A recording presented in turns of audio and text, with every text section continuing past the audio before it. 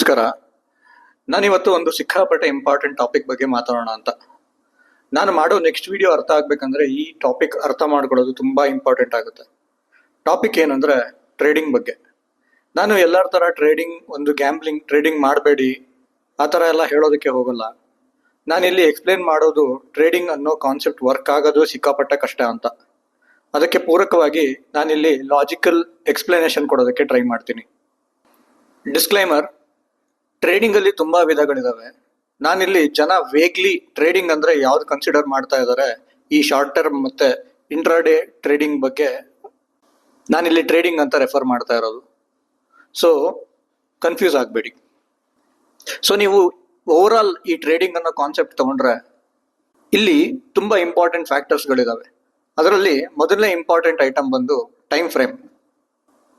ಈ time frame ನ factor ಅಲ್ಲಿ ಇಟ್ಕೊಂಡು ಈ ಟ್ರೇಡಿಂಗ್ ನಲ್ಲಿ ಸ್ವಲ್ಪ ಡಿವೈಡ್ ಮಾಡಿದ್ದಾರೆ. ಮೊದಲನೇದು ಪೊಸಿಷನಲ್ ಟ್ರೇಡಿಂಗ್, ಎರಡನೇದು ಸ್ವಿಂಗ್ ಟ್ರೇಡಿಂಗ್, ಮೂರನೇದು ಡೇ ಟ್ರೇಡಿಂಗ್, ನಾಲ್ಕನೇದು ಸ್ಕ್ಯಾಲ್ಪಿಂಗ್. ಇದನ್ನ ಶಾರ್ಟ್ ಆಗಿ ಎಕ್ಸ್ಪ್ಲೈನ್ ಮಾಡ್ಬೇಕಂದ್ರೆ ಪೊಸಿಷನಲ್ ಟ್ರೇಡಿಂಗ್ ಅಲ್ಲಿ ಟೈಮ್ ಫ್ರೇಮ್ ಜಾಸ್ತಿ ಇರುತ್ತೆ. ಸಮ್ಟೈಮ್ಸ್ ವಾರಗಟ್ಲೆ ವೆಯ್ಟ್ ಮಾಡ್ತಾರೆ, ಕೆಲವೊಂದ್ಸತಿ ತಿಂಗಳು ಕೂಡ ಕಾಯ್ತಾರೆ, ಇನ್ನು ಕೆಲವೊಂದ್ಸತಿ ವರ್ಷ ತನಕನೂ ವೆಯ್ಟ್ ಮಾಡ್ತಾರೆ. ಮತ್ತೆ ಇದರಲ್ಲೂ ಕೂಡ ಎರಡು ವಿಧ ಇದೆ. ಒಂದು ಒಂದೇ ಕಂಪನಿಯಲ್ಲಿ ತಗೊಂಡೋಗಿ ಪೂರ್ತಿ ದುಡ್ಡನ್ನ ಹಾಕೋದು, ಇನ್ನೊಂದು ಡೈವರ್ಸಿಫೈ ಮಾಡಿ ವೆಯ್ಟ್ ಮಾಡೋದು. ಮೊದಲನೇದ್ರಲ್ಲಿ ಆಬ್ವಿಯಸ್ಲಿ ರಿಸ್ಕ್ ಜಾಸ್ತಿ ಇದ್ದೇ ಇರುತ್ತೆ, ಎರಡನೇದ್ರಲ್ಲಿ ಕಂಪ್ಯಾರಿಟಿವ್ಲಿ ಸ್ವಲ್ಪ ರಿಸ್ಕ್ ಕಡಿಮೆ ಇರುತ್ತೆ. ಹಾಗಂತ ಒಂದು ವರ್ಷ ಕೂಡ ಸ್ಟಾಕ್ ಮಾರ್ಕೆಟ್ ಅಲ್ಲಿ ಶಾರ್ಟ್ ಟರ್ಮ್ ಅಂತಾನೆ ಕನ್ಸಿಡರ್ ಮಾಡೋದು. ಶಾರ್ಟ್ ಟರ್ಮ್ ಅಲ್ಲಿ always stock market is risky. Next one swing trading. Swing trading ಅಲ್ಲಿ ಕೂಡ ಪ್ರೀವಿಯಸ್ಲಿ ಎಕ್ಸ್ಪ್ಲೈನ್ ಮಾಡಿದ್ನಲ್ಲ ಅದೇ ತರನೇ ಇರುತ್ತೆ. ಬಟ್ ಇಲ್ಲಿ ಟೈಮ್ ಫ್ರೇಮ್ ಮುಂಚೆಗಿಂತ ಸ್ವಲ್ಪ ಕಡಿಮೆ ಇರುತ್ತೆ, ಕೆಲವು ದಿನಗಳು ಕೆಲವು ವಾರಗಳು ಮಾತ್ರ ಕಾಯ್ತಾರೆ. ನೆಕ್ಸ್ಟ್ ಇಂಟ್ರಾಡೇ ಟ್ರೇಡಿಂಗ್ ಅಥವಾ ಡೇ ಟ್ರೇಡಿಂಗ್. ಇಲ್ಲಿ ಟ್ರೇಡ್ ನ ಒಂದಿನ ಮಾತ್ರ ಹೋಲ್ಡ್ ಮಾಡ್ತಾರೆ. ಸೊ ಇದೇ ನಮ್ಮ ಟಾಪಿಕ್ ನ ಹೀರೋ. ಇದ್ರ ಬಗ್ಗೆ ಮುಂದೆ ಇನ್ನೂ ಸ್ವಲ್ಪ ಡೀಟೇಲ್ ಆಗಿ ಅರ್ಥ ಮಾಡ್ಕೊಳ್ಳೋಣ. Next one scalping. ಇಲ್ಲಿ ಒಂದು ಟ್ರೇಡ್ ತಗೊಂಡ್ರೆ ಕೆಲವು ನಿಮಿಷಗಳು ಮಾತ್ರ ಕಾಯ್ತಾರೆ. ಇವರು ರಿಸ್ಕ್ ಕೂಡ ಕಡಿಮೆ ಇಟ್ಕೊಂಡು ರಿವಾರ್ಡ್ ಕೂಡ ಕಡಿಮೆ ಇಟ್ಕೊಂಡು ಕೂತಿರ್ತಾರೆ. ಕೆಲವೊಂದ್ಸಲಿ ಕೆಲವೇ ಸೆಕೆಂಡ್ಸ್ಗೆ ಟ್ರೇಡ್ ಎಕ್ಸಿಟ್ ಆಗೋದು ಕೂಡ ನಾನು ನೋಡಿದ್ದೀನಿ. ಇದನ್ನ ಪ್ರಾಕ್ಟಿಕಲಿ ಮಾಡೋದು ತುಂಬಾನೇ ಕಷ್ಟ, ತುಂಬಾನೇ ಎಕ್ಸ್ಪೀರಿಯನ್ಸ್, ಪೇಷನ್ಸ್ ಬೇಕು, ಸ್ಕಿಲ್ಸ್ ಬೇಕು, ಹಾಗೆ ಇದಕ್ಕೆ ತಕ್ಕನಾಗಿ ಸೆಟಪ್ಸ್ ಕೂಡ ಇರಬೇಕು. ಇದಿಷ್ಟು ಟೈಮ್ ಫ್ರೇಮ್ ಕಾನ್ಸೆಪ್ಟ್ ಮೇಲಿರೋ ಟ್ರೇಡಿಂಗ್ ಟೈಪ್ಸ್. ಇದಿಷ್ಟೇ ಅಲ್ಲದೆ ಬೇಸ್ಡ್ ಆನ್ ಅಪ್ರೋಚ್ ಮತ್ತೆ ಮೆಥಡಾಲಜಿ ಕೂಡ ಕೆಲವು ಟೈಪ್ಸ್ ಇದೆ. ಅಂದ್ರೆ technical trading, fundamental trading, quantitative trading, algo trading, ಹಾಗೆ ಹೈ ಫ್ರೀಕ್ವೆನ್ಸಿ ಟ್ರೇಡಿಂಗ್ ಅಂತ. ಇದನ್ನು ಕೂಡ ನಾನು ಶಾರ್ಟ್ ಆಗಿ ಅರ್ಥ ಮಾಡಿಸೋದಕ್ಕೆ ಟ್ರೈ ಮಾಡ್ತೀನಿ. ಟೆಕ್ನಿಕಲ್ ಟ್ರೇಡಿಂಗ್ ಅಂದ್ರೆ ಇಲ್ಲಿ ಕ್ಯಾಂಡಲ್ ಸ್ಟಿಕ್ಸ್ ಮತ್ತೆ ಕ್ಯಾಂಡಲ್ ಸ್ಟಿಕ್ ಪ್ಯಾಟರ್ನ್ಸ್, ವಾಲ್ಯೂಮ್, ಹಾಗೆ ಸುಮಾರು ಇಂಡಿಕೇಟರ್ಗಳನ್ನ ಯೂಸ್ ಮಾಡಿಕೊಂಡು ಟ್ರೇಡ್ ಎಂಟರ್ ಆಗ್ತಾರೆ. ನೆಕ್ಸ್ಟ್ ಬಂದು ಫಂಡಮೆಂಟಲ್ ಟ್ರೇಡಿಂಗ್. ಅಂದ್ರೆ ಇವರು ಟೆಕ್ನಿಕಲ್ ಜಾಸ್ತಿ ಗಮನ ಹರಿಸಲ್ಲ, ಒಂದು ಕಂಪನಿಯ ಫಂಡಮೆಂಟಲ್ಸ್ ಹಾಗೂ ಜಿಯೋ ಪೊಲಿಟಿಕಲ್ ಸ್ಟ್ರಾಟಜೀಸ್ ನ ಫಂಡಮೆಂಟಲ್ಸ್ ಆಗಿ ಕನ್ಸಿಡರ್ ಮಾಡಿ ಟ್ರೇಡ್ಗೆ ಎಂಟರ್ ಆಗ್ತಾರೆ. Next one quantitative trading.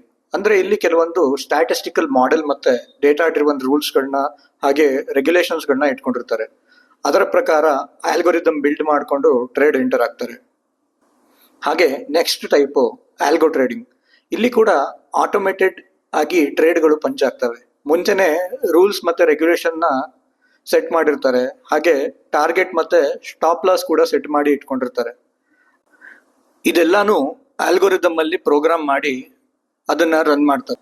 ಇಲ್ಲಿ ಇನ್ನೊಂದಿದೆ HFT, ಅಂದ್ರೆ ಹೈ ಫ್ರೀಕ್ವೆನ್ಸಿ ಟ್ರೇಡಿಂಗ್ ಅಂತ. ಇಲ್ಲಿ ಎಕ್ಸ್ಟ್ರೀಮ್ಲಿ ಫಾಸ್ಟ್ ಮತ್ತೆ ಆಟೋಮೇಟೆಡ್ ಟ್ರೇಡ್ಸ್ ಗಳಾಗುತ್ತೆ. ಇದು ಮೈಕ್ರೋ ಸೆಕೆಂಡ್ ಲೆವೆಲ್ ಅಲ್ಲಿ ಆಗುತ್ತೆ. ಇದನ್ನ ಯೂಸ್ ಮಾಡ್ಕೊಳ್ಳೋದಕ್ಕೆ ಅಷ್ಟೇ ಅಡ್ವಾನ್ಸ್ಡ್ ಇನ್ಫ್ರಾಸ್ಟ್ರಕ್ಚರ್ ಮತ್ತೆ ಸಾಫ್ಟ್ವೇರ್ಗಳ ಅವಶ್ಯಕತೆನೂ ಇದೆ. ಇದನ್ನ ಯೂಶುವಲಿ ಇನ್ಸ್ಟಿಟ್ಯೂಷನ್ಗಳು ಯೂಸ್ ಮಾಡ್ತವೆ.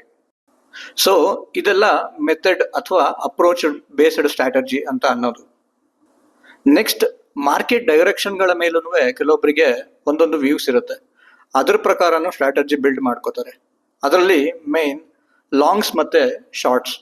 ಇದನ್ನ ಸಿಂಪಲ್ ಆಗಿ ತಿಳ್ಕೊಬೇಕಂದ್ರೆ ಮಾರ್ಕೆಟ್ ಅಥವಾ ಇಂಡಿವಿಜುವಲ್ ಸ್ಟಾಕ್ ಮೇಲೆ ಅಥವಾ ಕೆಳಗೆ ಹೋಗುತ್ತೆ ಅಂತ ಅಪ್ರೋಚ್ ಇಟ್ಕೊಂಡು ಟ್ರೇಡ್ಸ್ಗೆ ಎಂಟರ್ ಆಗೋದು.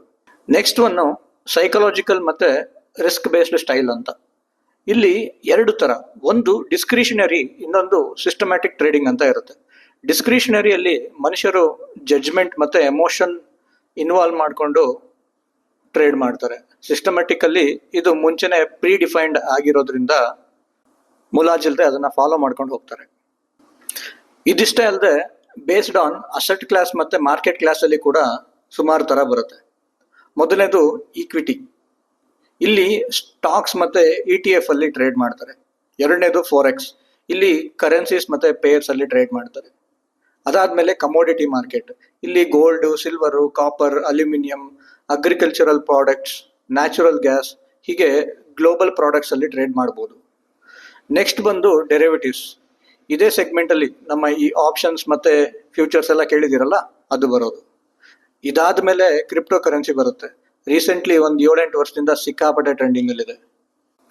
ಇದಿಷ್ಟೇ ಅಲ್ಲ, ಇನ್ನೂ ಡೀಟೇಲ್ ಆಗಿ ಹೋದ್ರೆ ಇನ್ನೂ ಸುಮಾರು ಇದಾವೆ.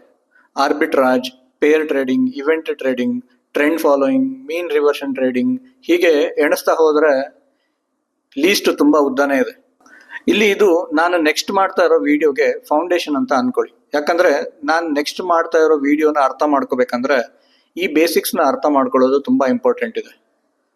ನಾನಿಲ್ಲಿ ಎಲ್ಲ ಟ್ರೇಡರ್ಸ್ನು ಮಾಡ್ತಾ ಇರೋದು ತಪ್ಪು ಅಂತ ಹೇಳ್ತಾ ಇಲ್ಲ, ಬಟ್ ಸುಮಾರು ಜನ ಅರ್ಥ ಮಾಡ್ಕೊಳ್ದೆ ಮಾಡ್ತಾ ಇದಾರಲ್ಲ ಅದ್ರ ಬಗ್ಗೆ, ಮತ್ತೆ ಬರೀ ಟೆಕ್ನಿಕಲ್ ಮಾತ್ರ ನೋಡ್ಕೊಂಡು ಟ್ರೇಡ್ ಎಂಟರ್ ಆಗ್ತಾ ಇದಾರಲ್ಲ ಅವರಿಗೆ ಇದು ಯಾಕೆ ವರ್ಕ್ ಆಗೋದಿಲ್ಲ ಅಂತ ಎಕ್ಸ್ಪ್ಲೇನ್ ಮಾಡೋದು ನನ್ನ ಉದ್ದೇಶ. ಹಾಗಾದ್ರೆ ನೆಕ್ಸ್ಟ್ ವಿಡಿಯೋದಲ್ಲಿ ಮತ್ತೆ ಸಿಗೋಣ.